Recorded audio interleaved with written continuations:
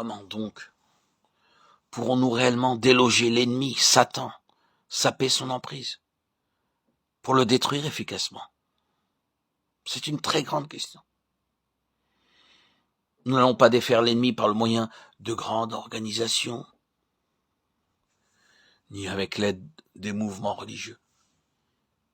Il s'introduira bientôt dans ces choses et les tournera à son propre avantage.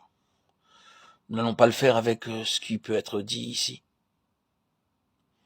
Nous allons détruire l'ennemi efficacement et établir la souveraineté du Seigneur Jésus dans le royaume de l'ennemi, seulement en saisissant pleinement la personne du Seigneur Jésus.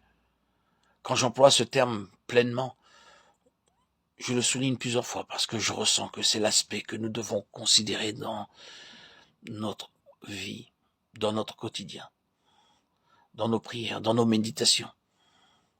C'est ainsi, dans la mesure dans laquelle nous saisirons intérieurement le Seigneur Jésus dans tout ce qu'il est pleinement, qui sera la réponse à l'emprise satanique. Ainsi, pour détruire toute cette hiérarchie satanique et vider les cieux de ses puissances et de ses principautés néfastes, le Seigneur a besoin d'un peuple qui corresponde à Sion pour être son instrument et son vase, c'est-à-dire de personnes qui soient l'incarnation de sa pensée plus pleine concernant le Seigneur Jésus, dans une mesure qui aille au-delà de la moyenne générale. Certains sont allés plus loin dans cette connaissance du Seigneur Jésus.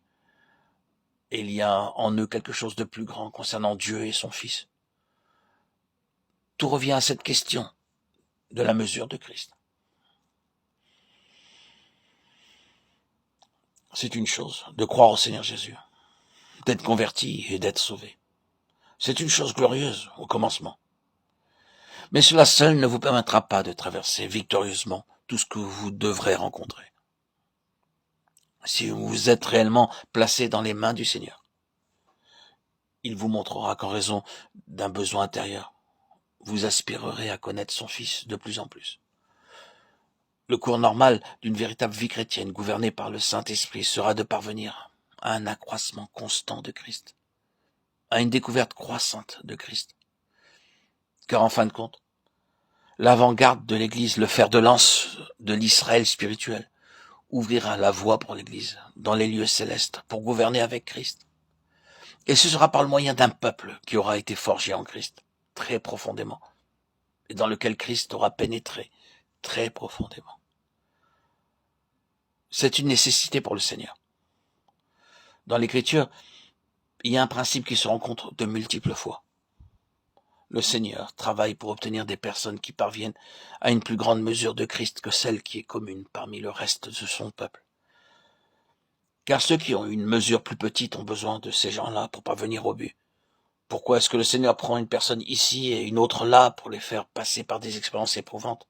Pourquoi est-ce qu'il ne permet pas que certains de ses enfants aient une marche facile et qu'ils soient satisfaits et heureux avec les choses élémentaires? Pourquoi est-ce qu'il les maintient souvent en mouvement, ne permettant jamais qu'ils s'installent ici-bas? Pourquoi est-ce qu'il les fait passer par des expériences spirituelles peu ordinaires et inhabituelles, alors que des multitudes de chrétiens, eux, ne les rencontrent pas? Pourquoi tout cela? Pour le besoin des autres, c'est tout. Nous savons bien que ceux qui sont réellement capables d'aider les autres, ce sont ceux qui sont passés par des expériences profondes. Ils ont initié cette voie. Ils ont payé un grand prix pour cette libération. Il a été coûteux, mais précieux si d'autres peuvent être réellement aidés. C'est la manière d'agir du Seigneur. Ainsi donc, il fait passer des personnes par des voies étranges, très profondes et élevées, au-delà du domaine de l'ordinaire, pour constituer un peuple particulier, ayant de réelles valeurs spirituelles et utiles pour son Église.